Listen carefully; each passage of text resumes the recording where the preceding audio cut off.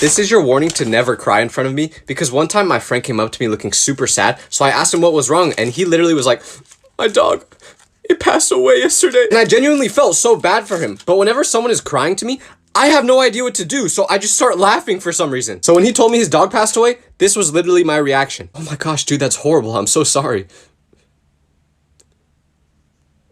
And after I did this, my friend was like, dude, why are you laughing? That's so messed up. And I was like, I don't know. I can't control it. So just don't cry in front of me. I'm sorry. I'm not the right person to go to.